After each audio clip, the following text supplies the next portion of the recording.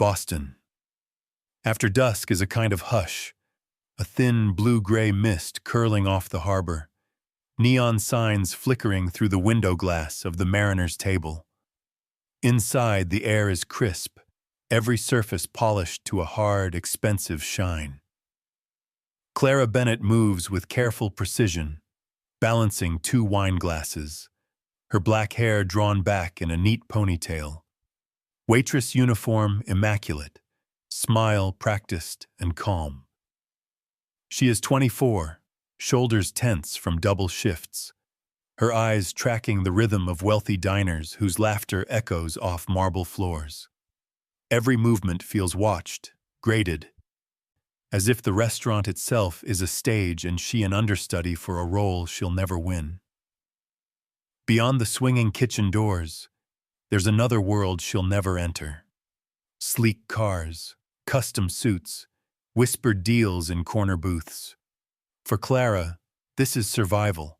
Her mother's medication depends on every tip, every hour worked. But tonight, something in the air is different. A chill, a pulse, the sense that fate is circling back.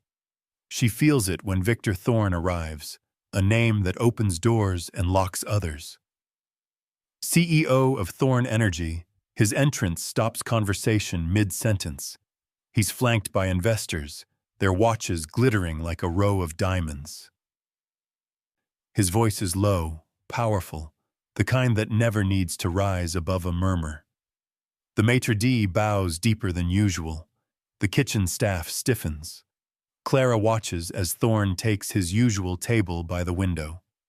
A black briefcase appears, sleek, monogrammed, resting on the linen with an audible thud. The entire room leans in, sensing the weight of what's inside. Thorne's assistant snaps it open, revealing a set of blueprints, crisp and yellowed at the edges. "The very first," Thorne says, voice slick as oil. "The foundation of it all." Clara, pouring water, pauses. Something about the papers, something painfully familiar. She can't help it. She leans, just a little, letting her eyes track the swirl of ink at the bottom right corner.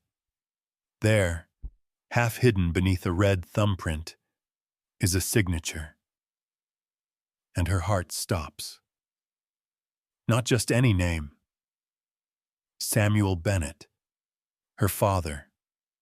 Gone 12 years, vanished one Boston morning without a word.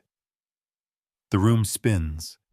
Thorne is holding court, gesturing grandly, telling the investors about vision, about revolution, about the origin of Thorne Energy's world-beating tech. Clara's skin prickles. She feels suddenly exposed, as if every eye is turned on her, waiting for her to falter.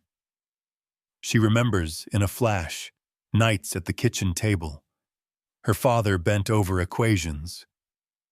Always gentle, always tired, whispering about a future that would change everything. And then gone. No letter, no trace. Only rumors and the echo of a promise left hanging in the air. Since then, Clara's world has narrowed. Hospital rooms, late shifts, empty coffee cups. But she's never stopped scanning crowds for his face, never stopped hoping for a sign. Now his name, written in black ink, is here. Clara's throat tightens. She tries to steady herself, to act normal, but her hands tremble as she sets down a wine glass. No one notices. No one ever does. Thorne is still talking, spinning legends from air, but Clara can't hear him. All she hears is her own pulse, loud as thunder in her ears. When Thorne slides the blueprint closer to his guests, the signature catches the light. The S and B curved in a way Clara traced as a little girl, learning to spell her own name. For one impossible moment, she is 7 again, perched on her father's knee. Then the world rushes back, harsh and bright. She takes a shallow breath, eyes stinging, and leans in just enough to whisper, "That's my dad's signature." But in that instant, something shifts. The luxury, the laughter, the mask of routine, it all blurs. Clara Bennett, just another waitress in a city that never looks twice, has seen something she was never meant to see. And as the blueprints glint under the chandelier, the future she thought was lost flickers into dangerous, dazzling possibility. Morning is always the hardest. Clara wakes before sunrise, silence pressing against the thin apartment walls. The city is still sleeping, but her thoughts are already racing. Rent is due, the pharmacy's left another voicemail, and her mother's breathing is shallow, uneven in the next room. She moves quietly, careful not to disturb the old radiator or the little glass angel her father gave her, still catching stray light on the windowsill. Once, a lifetime ago, Clara imagined her mornings differently. Waking in a sunlit MIT dorm, her hands ink-stained from midnight calculations, a future mapped in equations and endless possibilities. She was the first in her family to make it to college, the daughter of a dreamer who built circuits out of spare parts. But everything changed with her mother's diagnosis. Physics gave way to pharmacy slips. Ivy League ambition collapsed into minimum wage exhaustion. Now, Clara's world is a tight loop. Coffee gone cold, shifts picked up from coworkers desperate for a night off, and the endless, invisible work of hope. She pushes through it because she has to, not because anyone notices. At the mariner's table, routine is survival.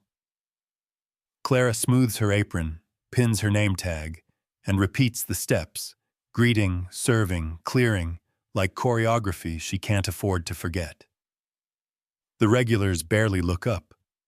The managers only care that nothing breaks. The only thing Clara can claim as hers is the rhythm of her own hustle. Plates balanced, tips counted, smiles faked until her cheeks ache. But today, the memory of the signature haunts her. She replays it over and over, the swirl of ink, the angle of the S, the certainty that it was real. Her mind drifts, unspooling a memory she's tried to bury, a half-finished equation on her father's desk, laughter echoing down the hallway, the click of the front door on the morning he disappeared. No goodbye, no explanation. Just absence like a wire cut too close to the bone. During lunch service, Thorne returns. He brings more investors, his presence filling the room with cold fire. The blueprint case sits on the table again, a silent dare. Clara can't help herself. She moves closer, caught in the pull of that single, impossible detail. She sees the blueprint unfold, her father's signature exposed to the fluorescent light. It feels like an accusation, a challenge. Thorne launches into another monologue, this time about legacy, the burden of genius, how innovation is born from sacrifice. Clara's jaw tightens. Her father worked until his hands shook, fueled by belief. Thorne's words twist that memory, turning it into a corporate myth. Clara sets down a basket of bread, eyes flicking to the blueprint. Her pulse drums in her throat. She bites her lip, fighting the urge to scream. The injustice stings, but the fear is worse. What if she's wrong? What if it's just coincidence? But deep down, she knows. Her father's hand, her family's story, stolen and displayed as a trophy. The hum of the restaurant seems to fade. Clara sees herself reflected in the glass behind Thorne's table. Not as a waitress, not as someone invisible, but as a daughter wronged. This isn't just about a signature. It's about the years her family spent falling apart, while others grew rich off their silence. She glances at her phone, thinking of her mother, wondering how much time is left. Every instinct tells her to stay silent, to keep her head down. But the ache of betrayal burns brighter than fear. She bites her lip so hard she tastes blood, steps forward into the circle of light cast by Thorne's table, and decides, for the first time in years, to take a risk. The world seems to contract around Clara as she stands just beyond the circle of Thorne's laughter, her hands balled at her sides. The memory of her father's signature burns behind her eyes, her inheritance and her curse. She knows she should walk away, slip back into invisibility, but the urge to speak rises, fierce and unstoppable, drowning out common sense and fear.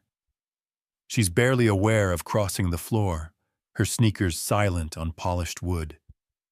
Investors and guests fade into the background. Only Thorne and the blueprint exist now, a battlefield set with linen and glass. She doesn't raise her voice, but her words cut through the hum of conversation with surgical precision. That's not yours. That's my father's signature. For a heartbeat, no one moves. The hush is absolute, as if the city itself is holding its breath. Thorne's hand, holding a glass of Bordeaux, freezes in midair. He looks up, his eyes razor-sharp, taking her in not as a waitress, but as a threat. The investors stiffen, uncertain. Clara can almost hear the calculation behind Thorne's eyes, the gears turning as he searches for an angle. She expects denial, maybe mockery. Instead, Thorne's face hardens, fury sharpening every line. The wine glass slips from his hand, hitting the table with a high, crystalline note before shattering across the white linen. Red stains blossom like wounds. The restaurant erupts, gasps, whispers, a ripple of shock. Managers rush forward, faces flushed. Thorne stands, towering over Clara, voice low and venomous. How dare you accuse me in front of my guests? She opens her mouth to reply, but he's already waving over the manager. His words are icy and public, every syllable meant to wound. Fire her, now, in front of everyone. The manager doesn't argue. He grabs Clara's arm, steering her toward the door, his voice an urgent whisper lost in the chaos. The eyes of Boston's elite track her exit, some curious, most indifferent, a few gloating at the spectacle. Clara's cheeks burn with humiliation, but beneath the shame is something colder, angrier, a seed of certainty.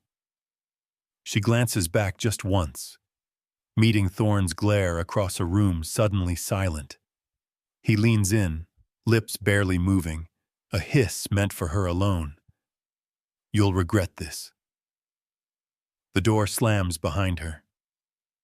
The mariner's table, the stage of her daily grind, her place of steady obscurity, vanishes, replaced by the sharp slap of midnight air. Boston's lights smear across rain-slick pavement. Somewhere a siren wails. Clara stands blinking, the sound of her heart roaring in her ears. She's lost her job. There's rent to pay, medicine to buy, a mother who needs her, all for a signature. Her father's ghost clawing its way back into her life at the worst possible moment. Clara's shoulders shake, but she refuses to cry. She walks, head down, into the city's indifferent dark. At the corner, beneath a flickering street lamp, she stops. The shock is fading now, replaced by something steely and sharp. If Thorne was willing to humiliate her so quickly, what else was he willing to do to keep his secrets buried? And what had really happened all those years ago when her father vanished? Clara looks up at the thin sliver of moon, her breath frosting in the cold, and for the first time in years, she feels the weight of the truth pressing her forward. She whispers to the night, half promise, half challenge. If he knew, what else has he hidden? The question lingers, echoing in the shadows as Clara disappears into the city, battered but not broken. Her old life has ended. Whatever comes next, she will face it head on. Clara spends the night on the city's edge, walking for hours with the chill seeping through her coat. By dawn, her feet are numb and her thoughts a tangled knot of shame and anger. Boston's skyline glows dull gold, but her own world is washed in gray. No job, barely enough savings for one more month of medicine. Her sense of purpose scraped raw. When she finally slips inside her apartment, the air feels thinner than usual. Her mother sits at the kitchen table, shoulders hunched, eyes rimmed red. For a moment, neither speaks. The quiet is too fragile for comfort. Then her mother's hand covers hers, thin, warm, trembling just a little. "You stood up for him," her mother says, not asking, just knowing. Clara's voice is hoarse. "I lost my job." A pause. "Maybe it's time you looked at what your father left behind." The attic is nothing like the rest of their lives. Dust hangs in the air like fog, boxes stacked to the rafters, the floorboards creaking under every careful step. It's a graveyard of hopes, old lab notebooks, crumpled blueprints, newspaper clippings faded with time. Clara pulls open the boxes, her fingers shaking, each artifact a piece of the man she remembers only in fragments. Gentle eyes, hurried mornings, promises of soon. She finds a stack of physics notebooks, the covers smudged but the handwriting unmistakable. Flipping through the pages, she finds equations identical to the ones she saw on Thorne's blueprints, details that only her father could have written. She keeps digging, heart pounding, and unearths a photo. Samuel Bennett smiling next to a much younger Victor Thorne, both in white coats at Evergreen Research Labs. They look like friends, maybe even brothers in science. There's trust in her father's eyes, calculation in Thorne's. Underneath, a brittle envelope. Inside, a contract. Stamped and signed, but something feels wrong. The dissolution of Helios Dynamics, her father's small startup. Thorne's signature sprawls beside Samuel's, but the ink colors are different, one faded, one stark and recent. Clara traces her father's name, and her gut twists. Forgery. Someone had rushed this, tried to cover tracks with official stamps and cheap lies. As she sifts through loose papers, a single note falls to the floor. The handwriting is hurried, slanted, jagged with desperation. Sanctuary, Willow Point. She says the words aloud, the syllables foreign, loaded with meaning she can't yet see. Sanctuary, like a place to hide, or maybe a place he was sent. Willow Point, vague, distant, haunting. A breadcrumb left behind by a man running out of options. Clara sits back on her heels, heart thundering. She can almost smell the lab chemicals, hear her father's laughter in the echoing corners of the attic.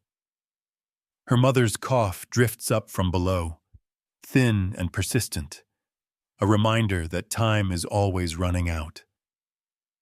A storm is brewing outside, rain tapping at the attic window, but Clara feels something shift inside her, an ember glowing where the world had gone cold. She wipes dust from the note, tucking it into her pocket with the photo and the forged contract. The path ahead is dark, uncertain, but she no longer feels trapped. There are secrets here, and for the first time, Clara has a direction. She stands, head nearly grazing the low rafters, and whispers to herself, "What is Willow Point?" In that question is a seed of hope and the courage to chase it, even if it leads her into deeper shadows than she's ever known. The city feels different in daylight, sharp with the clang of trolley bells and the drone of morning traffic. Clara moves quickly, clutching her satchel. Inside, the photo, the contract, her father's notebooks, and the desperate note, "Sanctuary, Willow Point." Every step takes her deeper into Boston's tangled heart, where opportunity and ruin blur at the edges. She's searching for a name she found in an old article about Helios dynamics, Ethan Cross. Once a rising journalist, Ethan had nearly won a Pulitzer for a story that was never published, his exposé on Victor Thorne and the unexplained shutdown of Evergreen Labs. After that, his career collapsed in a storm of lawsuits, rumors, and vanished bylines. For years, Clara's father had trusted Ethan. Now, Clara is out of options. She tracks him to a walk-up above a pawn shop, the stairwell smelling of spilled beer and old ambition. Ethan Cross opens the door with a guarded stare. He's in his 30s, with stubble and an MIT sweatshirt faded by 100 washes. The apartment is a monument to failed promises, books stacked along the walls, a battered laptop, the blinds drawn tight. Clara sees the remnants of a once sharp mind, a wall covered in news clippings, a whiteboard crowded with connections and arrows, Thorne's name circled in red.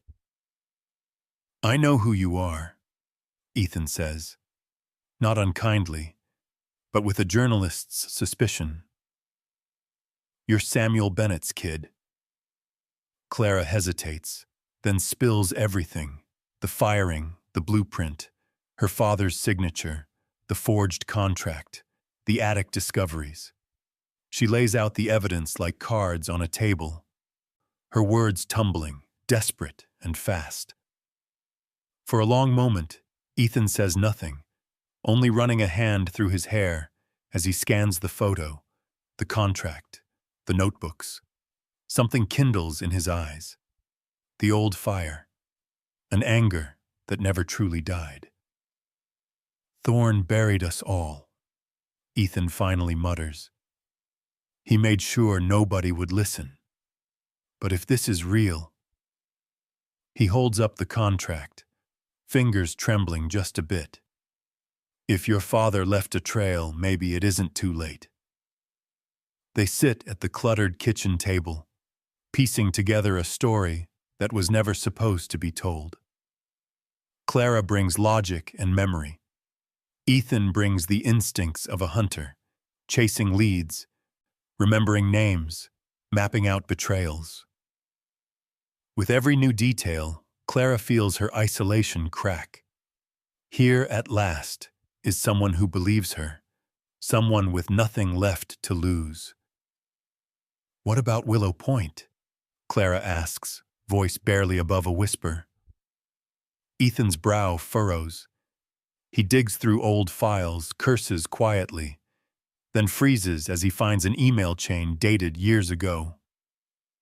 "There was a rumor, a research institute upstate, discreet, closed to the public.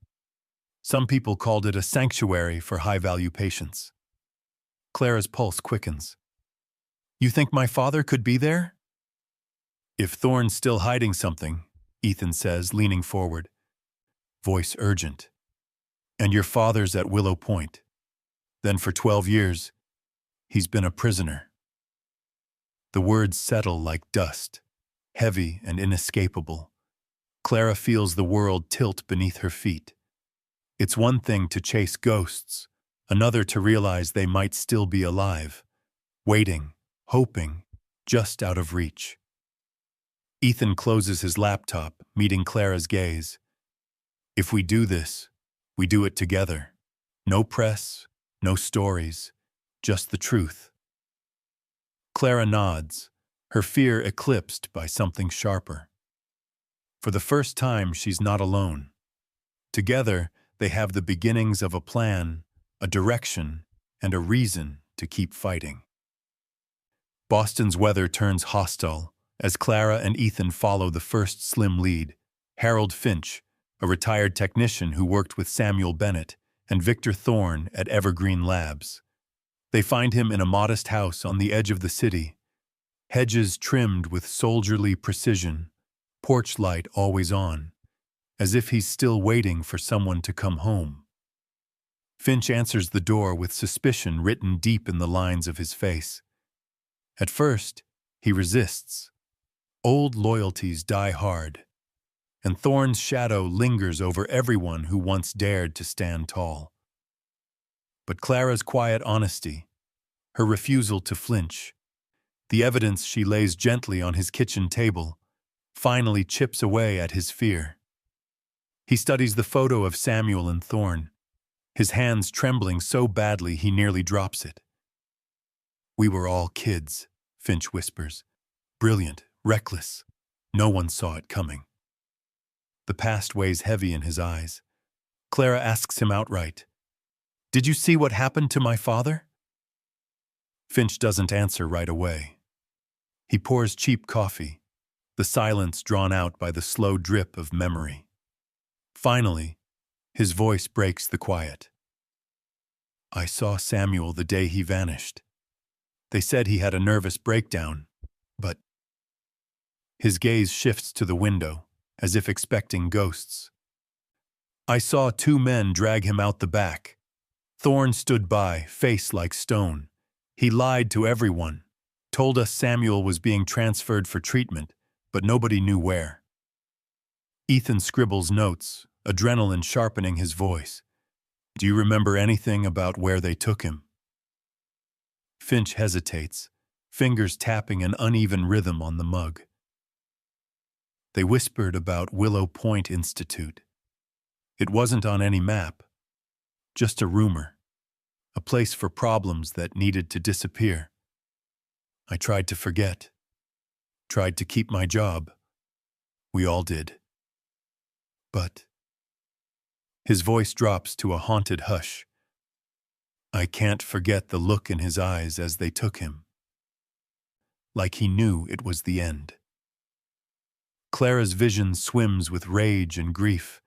She thinks of her mother waiting at home, of every night spent wishing for answers.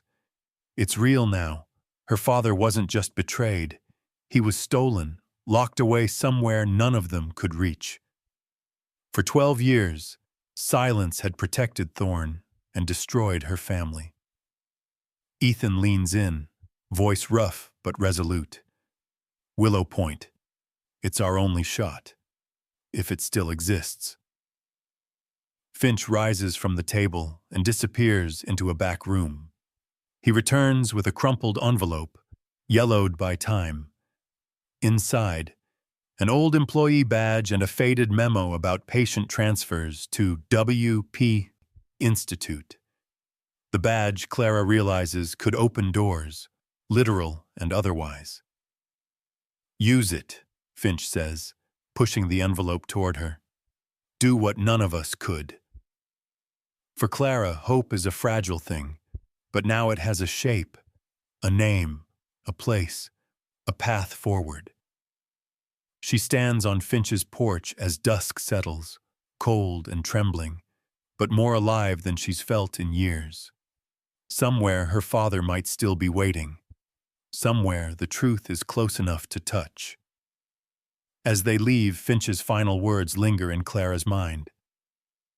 "We all stayed silent to protect our jobs, but I can't forget the look in his eyes as they took him." Clara glances at Ethan. She's not alone. Not anymore. They drive north under a bruised sky, rain streaking across the windshield in jittery patterns. Ethan's borrowed sedan feels too small for the weight they're carrying, Clara clutching Finch's badge, the memo, and her father's notebooks, eyes locked on every highway sign as they leave Boston's lights behind. Wellhaven Retreat sits behind wrought iron gates an hour outside the city, advertised as a sanctuary for the elite, its website a parade of glowing testimonials and sunlit lawns. In reality, it is a fortress. Security cameras blink in the trees. Guards in blue blazers patrol the drive. No one gets in or out without clearance. Ethan pulls the car into a gas station just short of the entrance. The rain hammers the roof, filling the silence with static. "You realize this is a suicide mission, right?" he says, his jaw tense. "They'll have protocols, panic buttons. You walk in there, and you might never walk out." Clara's hands are steady, her resolve carved from years of forced quiet. "If my father's still inside, I have to try.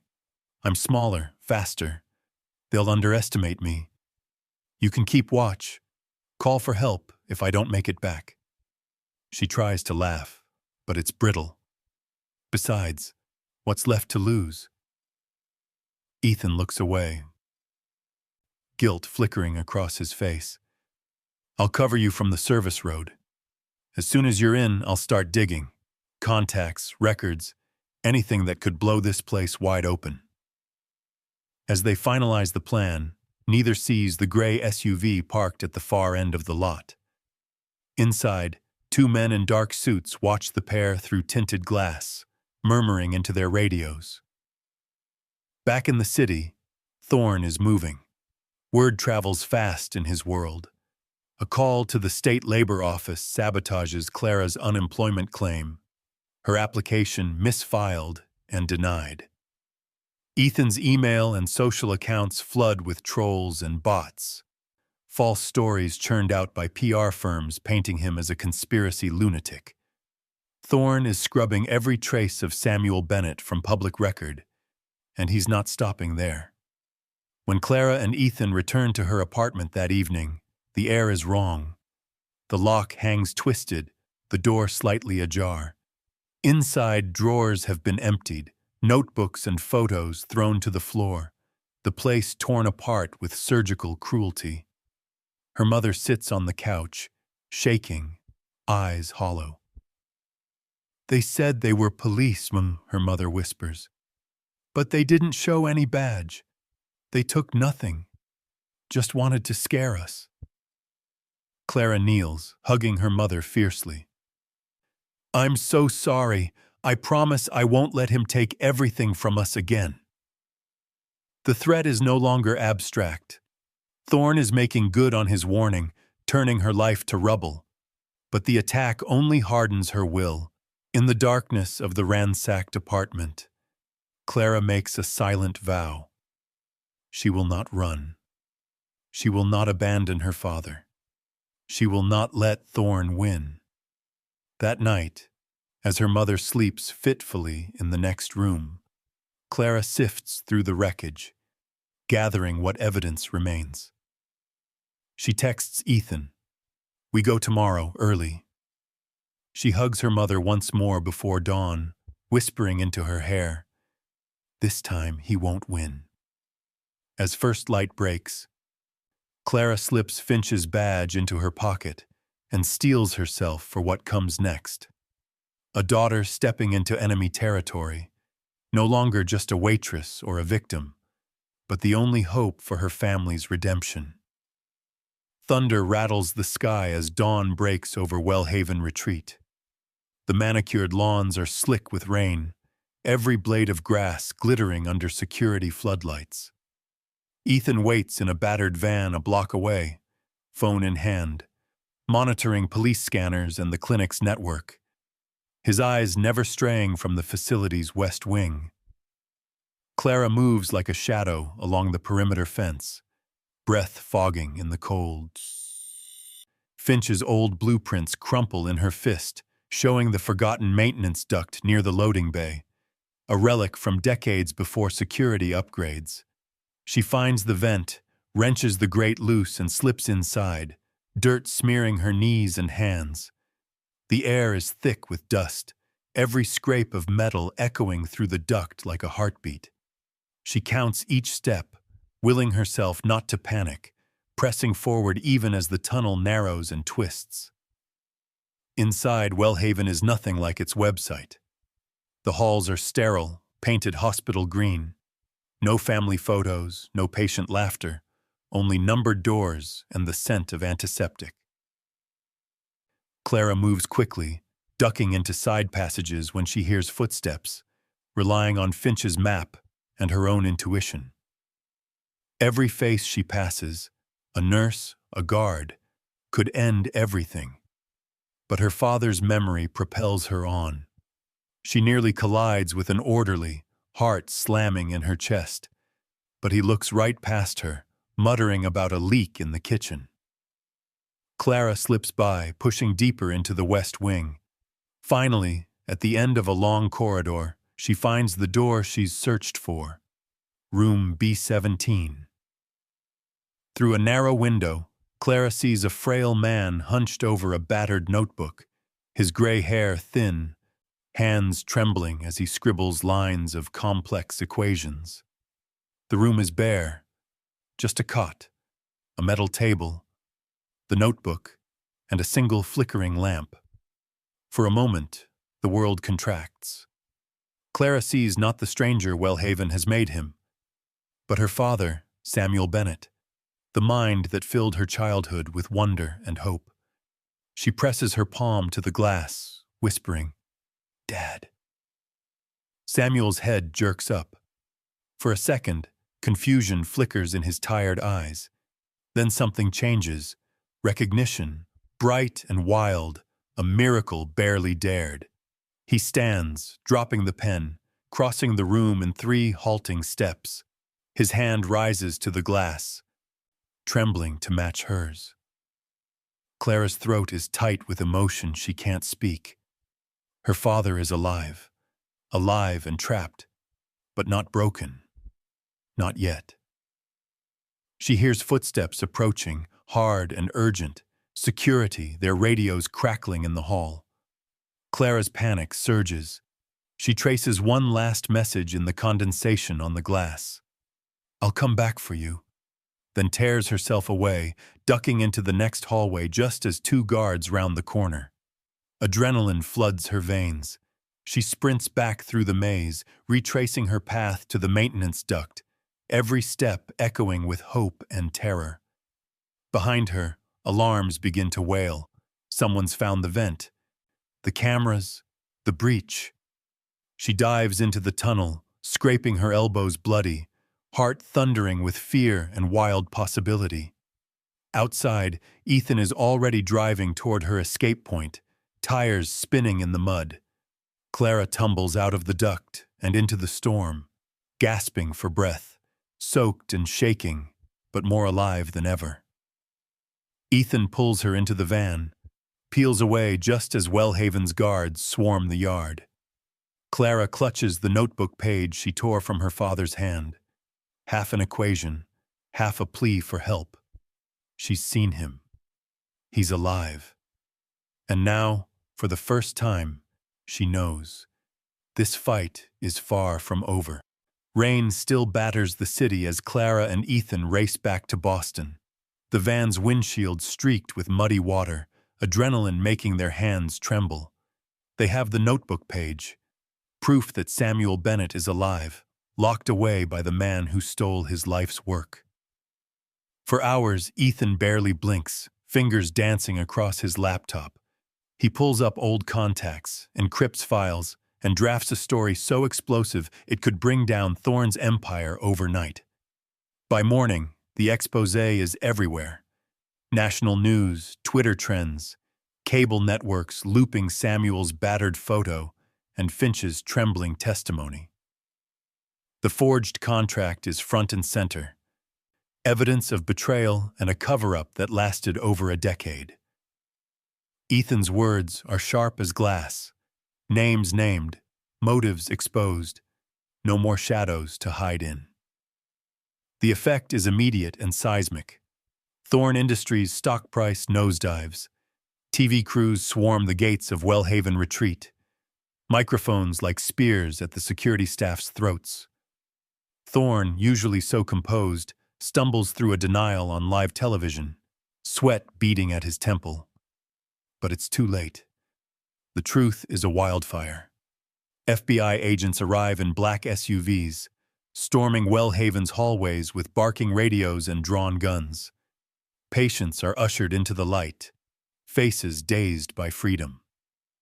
In room B17, Samuel Bennett blinks against the harsh glare, clutching his daughter's torn note, eyes red-rimmed but unbroken.